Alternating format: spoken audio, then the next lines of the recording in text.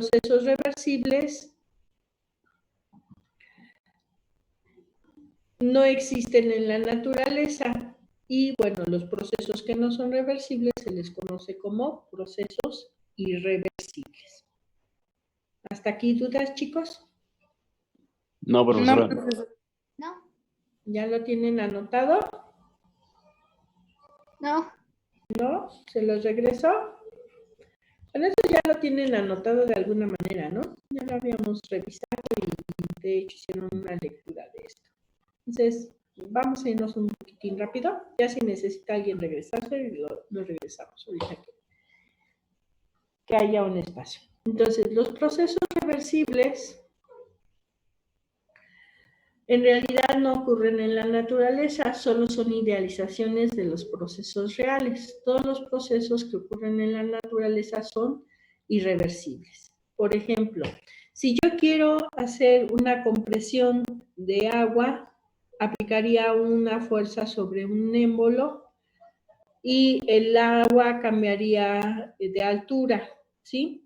Para que fuera un proceso reversible, yo lo haría paulatinamente, de tal manera que las fuerzas se distribuyeran uniformemente hacia lo profundo del agua, ¿sí?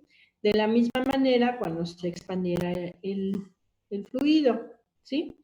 Cuando hablo de un proceso irreversible, sería como una compresión-expansión normal del agua que generaría interferencias en la superficie y ocasionaría que se generaran diferencias en las fuerzas que se aplican primero sobre el agua y el agua sobre el émbolo, ¿sí? Entonces, eso sería, por ejemplo, la diferencia entre un proceso reversible y un proceso irreversible, o lo que podríamos equiparar a un proceso reversible. Bueno, y si no existen en la naturaleza los procesos reversibles, ¿por qué les interesa tanto a los ingenieros?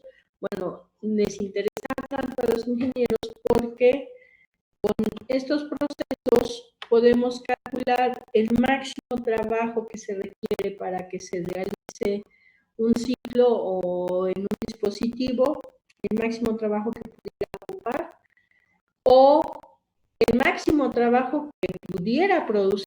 Por ejemplo, en el caso de los motores de automóviles, las turbinas de gas, ¿cuánto trabajo máximo me podrían entregar? ¿Sí? Y en el caso de los dispositivos como ventiladores, bombas, ¿cuánto trabajo necesito suministrarles como mínimo para que funcione? Entonces, esa es la razón por la que tendríamos que estudiar los procesos reversibles. Los procesos reversibles pueden ser considerados como límites teóricos para los irreversibles correspondientes, ¿sí? Algunos procesos son más irreversibles que otros. Quizá nunca se tenga un proceso reversible, pero es posible aproximarse. A medida que se tiende hacia un proceso reversible, un dispositivo entrega más trabajo o requiere menos trabajo para realizar el proceso, ¿sí? ¿Dudas hasta aquí? No, profesora. Ok. Entonces, tendríamos que hablar de eficiencia, pero eficiencia según la ley de la termodinámica, que en este caso sería el grado de aproximación al proceso reversible correspondiente, ¿sí? Y entonces nos permite hacer la comparación contra el proceso reversible y de esta manera podríamos decir qué dispositivo, qué diseño de los que tenemos puede funcionar mejor para obtener los mejores rendimientos, ¿sí?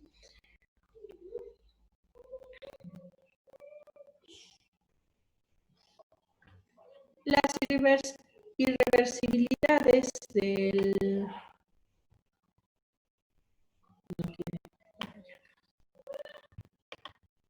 irreversibilidades son factores que causan que un proceso sea irreversible. ¿Cuáles son principalmente? Son la fricción, la expansión libre. Esto se refiere a que, por ejemplo, tenemos un gas que se expande contra el vacío, ¿sí? Vamos a suponer en la figura que tengo aquí abajo que es un gas que está a una alta presión contenido en una parte del contenedor a una alta presión y se genera un orificio por el cual empieza a escapar y se expande. Entonces empieza a disminuir la presión. Si yo quiero compactar ese gas, comprimirlo y regresarlo a su volumen original, pues necesitaría aplicar un trabajo, ¿sí? Ese trabajo no tendría razón de existir si el proceso fuera como el de arriba, ¿no? En el cual es un proceso real, se aplica un trabajo o luego el gas se expande por el efecto de la temperatura, ¿sí? Entonces, en este caso, yo tendría que aplicar un trabajo externo, lo cual generaría irreversibilidad, ¿sí? Aquí no hay reversibilidad, puesto que yo estaría en la necesidad de aplicar un trabajo que no se ha obtenido en el proceso inverso, ¿sí? En el proceso inicial no se está obteniendo ningún trabajo. Si yo lo quiero comprimir, tendría que aplicar un trabajo. Entonces, estoy sacando energía del ambiente para aplicarla al sistema. Entonces, eso es irreversibilidad. Entonces, decíamos que es la fricción, la expansión libre, el mezclado de dos fluidos. Si yo tengo que mezclar dos fluidos y después necesito separarlos, equimolarmente no voy a volver a obtener las cantidades que puse originalmente por varias razones. Entonces, es un proceso irreversible. La transferencia de calor. Si yo pongo una taza de café caliente, hirviendo, en una habitación, con el tiempo se va a perder el calor y la temperatura del café va a ir disminuyendo poco a poco hasta que se iguale con la temperatura del cuarto. Pretender que sea reversible significaría que yo tendría que captar calor del cuarto para transferirlo al café para que se alcanzara de nuevo la temperatura que tenía inicialmente. Eso pues simplemente es un proceso irreversible, no es posible. ¿Ok? Entonces, todos esos que están enumerados aquí son factores de irreversibilidad. También la resistencia eléctrica y la deformación inelástica, ¿sí? ¿Se acuerdan que les decía que podíamos agarrar una liga y estirarla? A lo mejor en el primer paso, en el primer estiramiento, podríamos regresar al estado original, no perderíamos la capacidad del material para estirarse, pero con la repetición del proceso se va a ir perdiendo incluso masa, lo cual en algún momento va a ocasionar que la liga se rompa. Entonces también es un proceso de irreversibilidad, perdón. Y las reacciones químicas, todas las reacciones químicas son procesos de irreversibilidad. Entonces, si yo quiero considerar que un proceso es reversible, debe de estar ausentes todos estos factores. ¿Dudas? ¿Chicos? No, profesora. No. ¿Ya lo anotaron? Sí. No, tampoco. Ah, bueno. Anoten.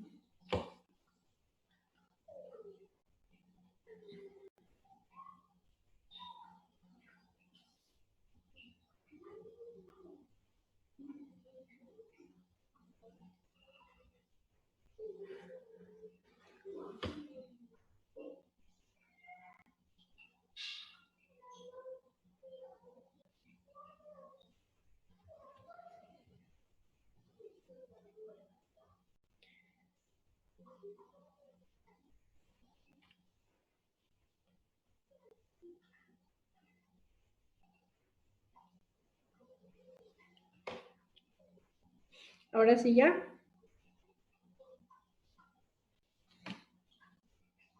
Chicos, ¿ya?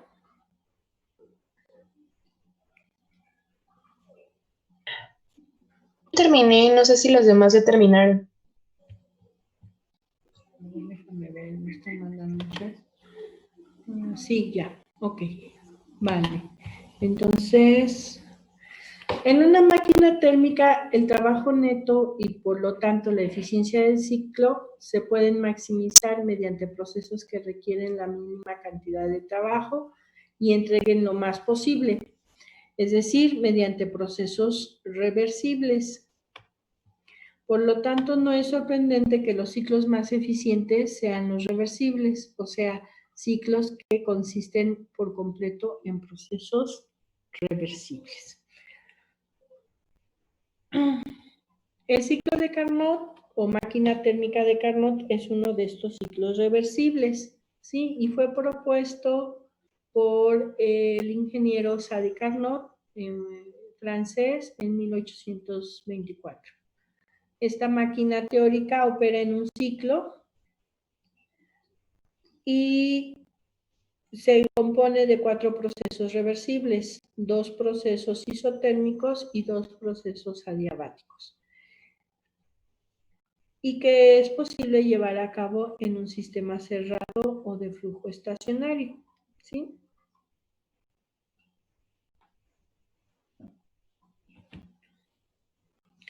¿Puedo cambiar la diapositiva?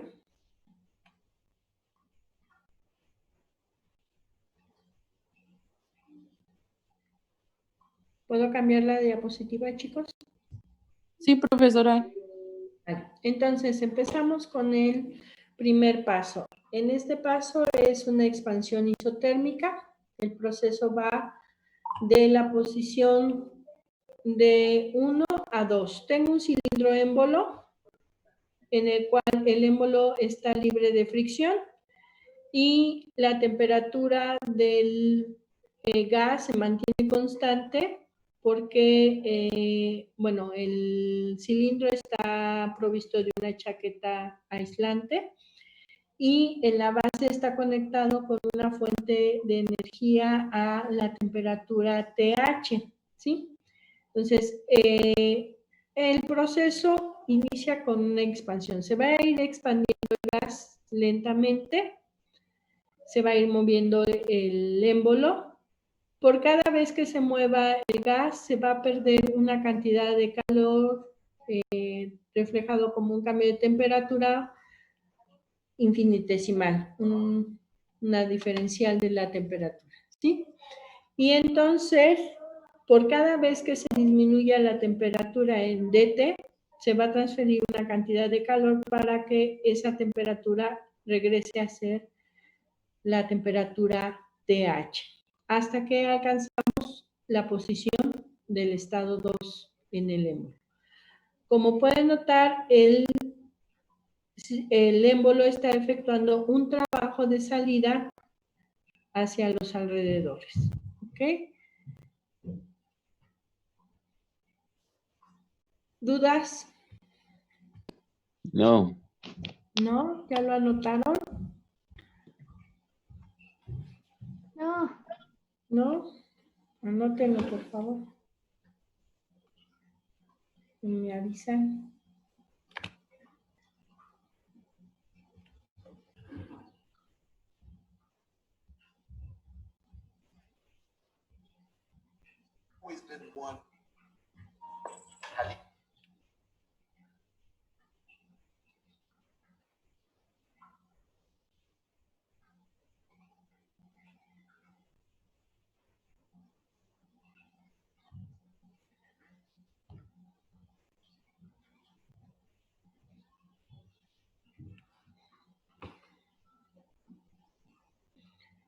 ¿Listo, chicos?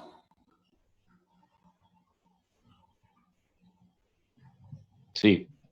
Vale.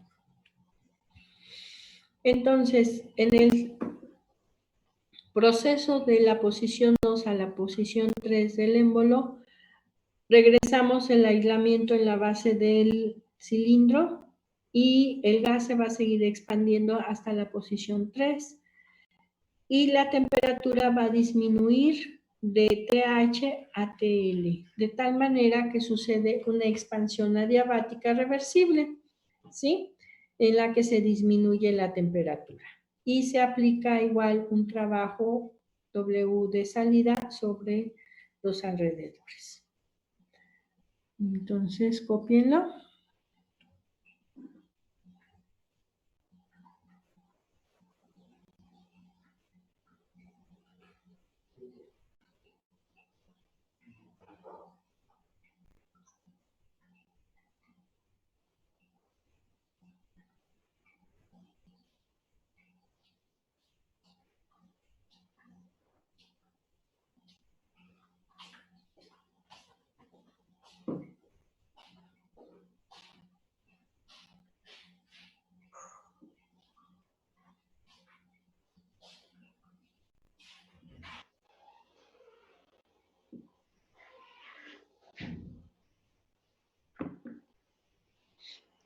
¿Listo, chicos?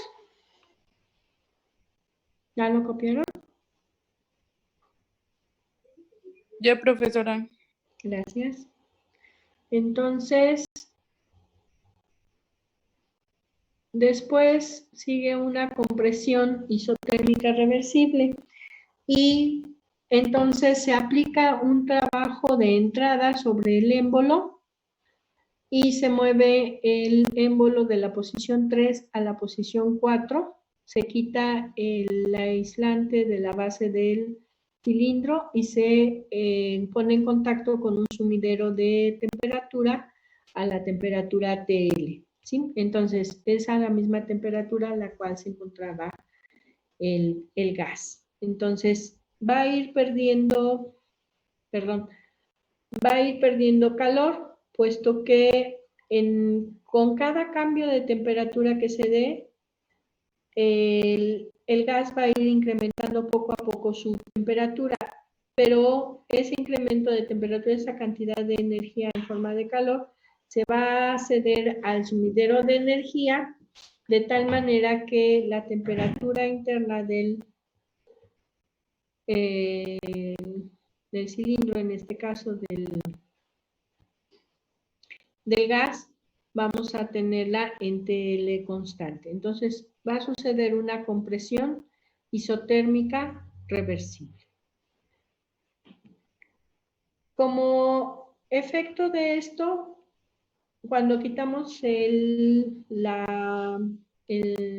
sumidero de temperatura y volvemos a colocar el aislante, sucede que la temperatura, por el efecto del trabajo que se está aplicando sobre el émbolo para regresar desde 4 hasta la posición 1, va a incrementar la temperatura de TL a TH mediante una compresión adiabática reversible.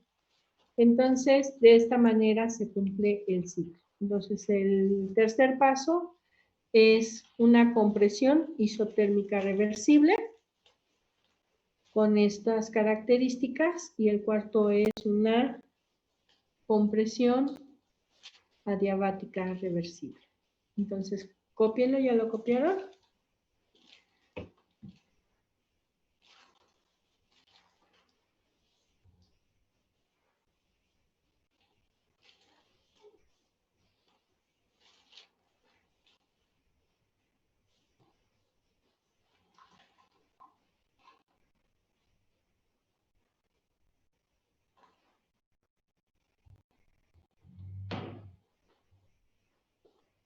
¿Ya copiaron, chicos?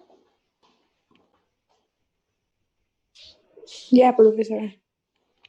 Entonces, acá está el proceso de compresión adiabática reversible que iría de la posición 4, el estado 4, al estado 1. Y regresamos al inicio del ciclo, de complete el ciclo.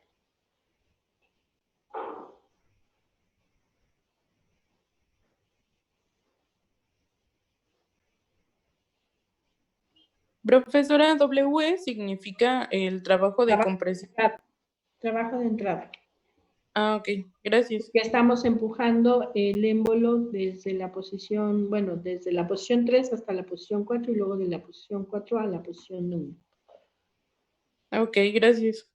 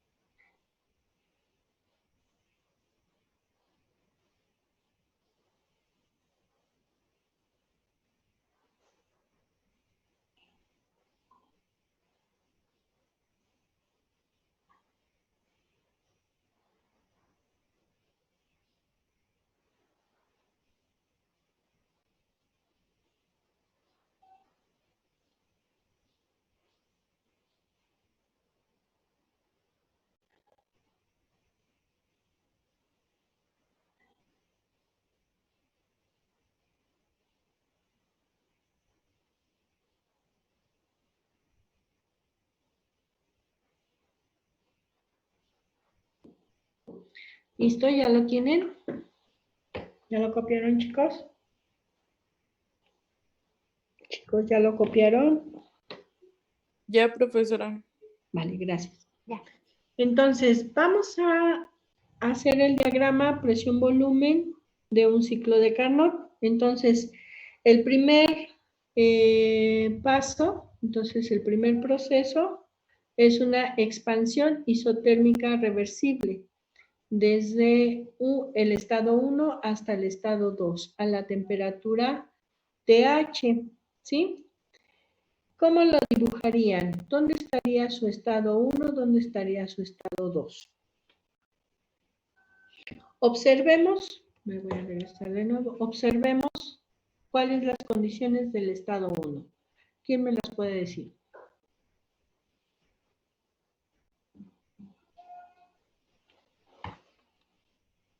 ¿Escucho, chicos? ¿Nadie?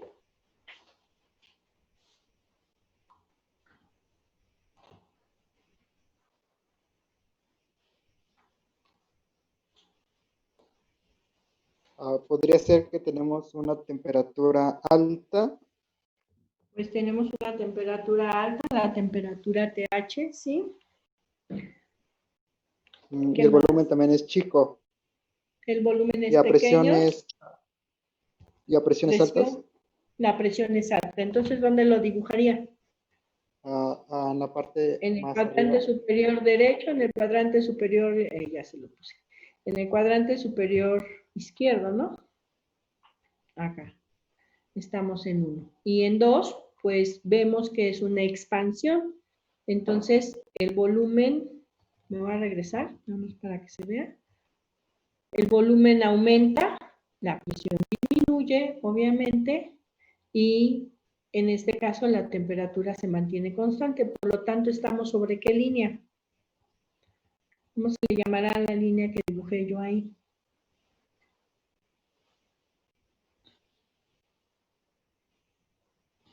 Entonces, en el estado 1 estoy a un volumen pequeño, una presión alta y a una temperatura TH. En el estado 2, la temperatura se sigue manteniendo constante, la presión disminuyó, es una expansión, y el volumen aumentó. Ok. ¿Y cómo se le llama a la línea que va de 1 a 2?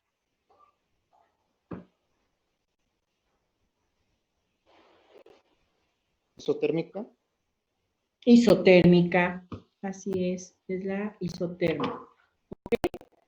Entonces, el proceso de 2 a 3, nos vamos a regresar. Bueno, perdón.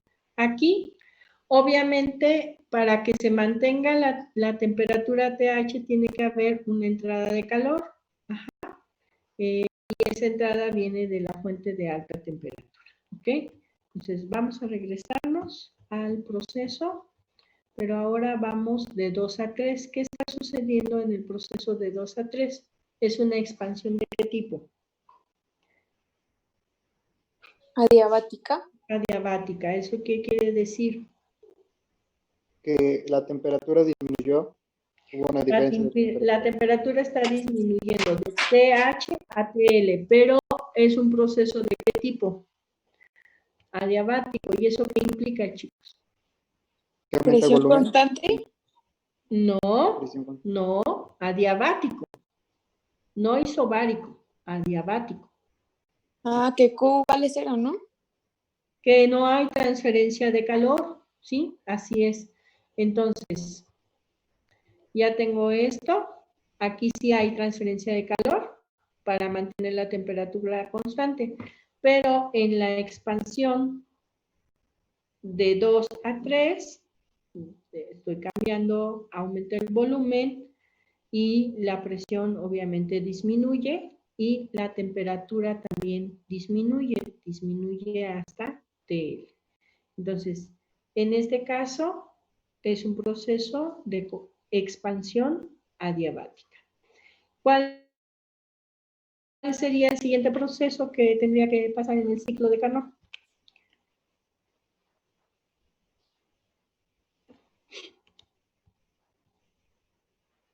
La compresión isotérmica. Es una compresión isotérmica. Entonces, ¿qué pasa con el volumen y la presión?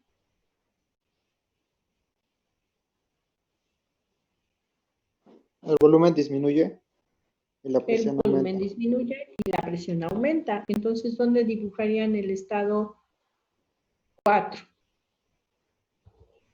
Sería de 3 a 1, ¿no? ¿De 3 a 1? No, Ay, todavía caramba. no. No, estoy de 3 a 4.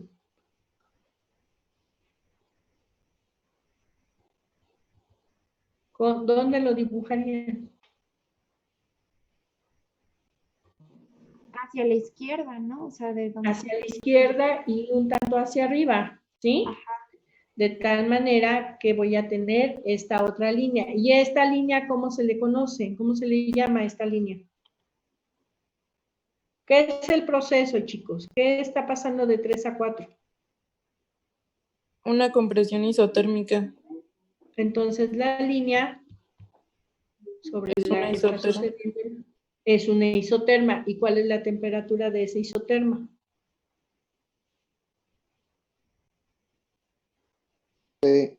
Es constante, es la misma que tiene en el punto 3. TL, ¿sí? Acá también tenemos TL. Entonces, a lo largo de toda esta línea, desde 3 hasta 4, tenemos, bueno, y los demás puntos que estén a esa temperatura, tenemos la temperatura TL. Y entonces, esta es una compresión isotérmica reversible, ¿ok? Y entonces, para que suceda esta compresión isotérmica, tengo que, ¿qué sucede en el proceso? A ver, me voy a regresar. Ay, no quiero regresar. ¿Qué sucede cuando voy de 3 a 4? Ya vimos que el volumen disminuye, la presión aumenta y entonces lo dibujamos el punto a la izquierda, el volumen pequeño y una presión tanto alta con respecto a 3, o sea, por arriba del punto 3 lo dibujamos. Ya lo vieron. ¿Y qué más está sucediendo ahí? ¿Hay un trabajo de entrada? Hay un trabajo de entrada y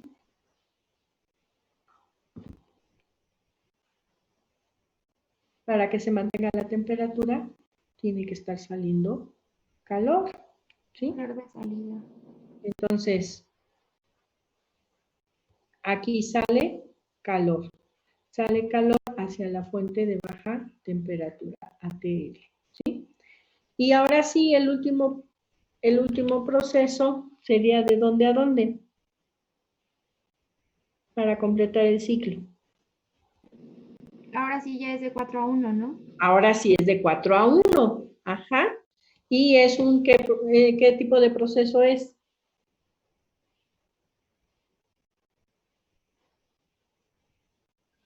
Es adiabático, ¿no? Compresión Compresión adiabática. Presión adiabática reversible. Reversible. ¿Sí?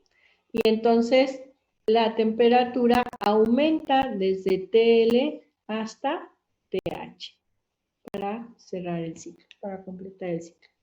¿Ok? Entonces, el trabajo que se realiza, que se realiza sobre los alrededores para pasar de 1 a 2 y de 2 a 3, ¿dónde lo podemos visualizar en la gráfica?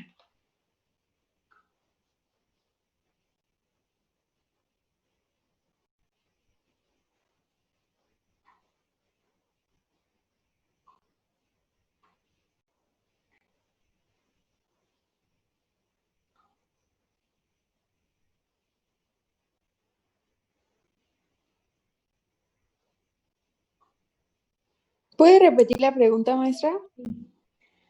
Hay un trabajo que se realiza sobre los alrededores, que es el trabajo de salida, que va cuando el proceso va de 1 a 2 y de 2 a 3. ¿En dónde podríamos representar ese trabajo? En la gráfica.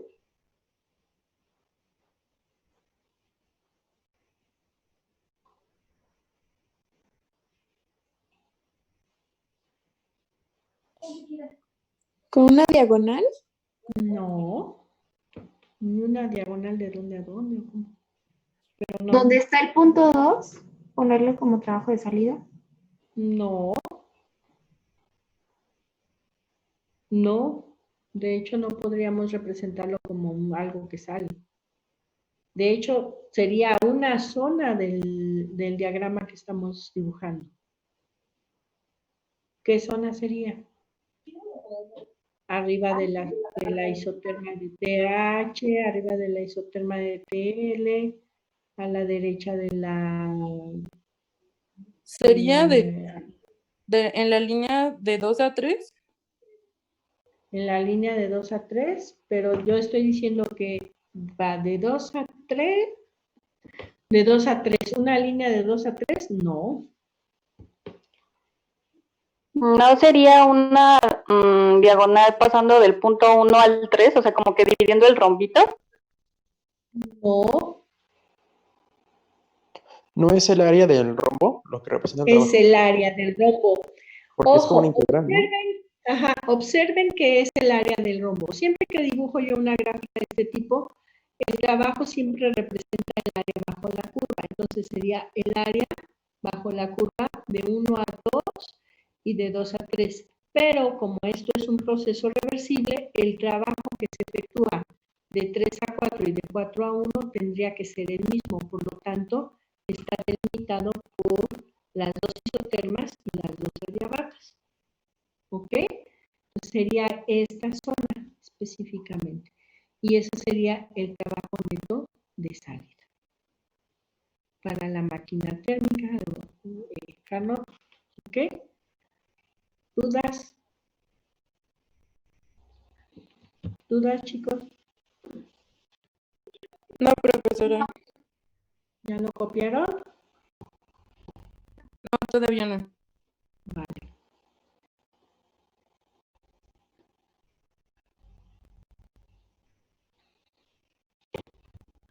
Está por terminarse la sesión. Tenemos nada más un minuto. Voy a finalizarla y en un momento más inicio otra, ¿ok? Les doy chance de que vayan a hacer el lápiz. O sea, ¿como en cuánto tiempo? ¿O usted no sabe? 3 minutos y ya es mucho, ¿vale? Ah, bueno. Ok.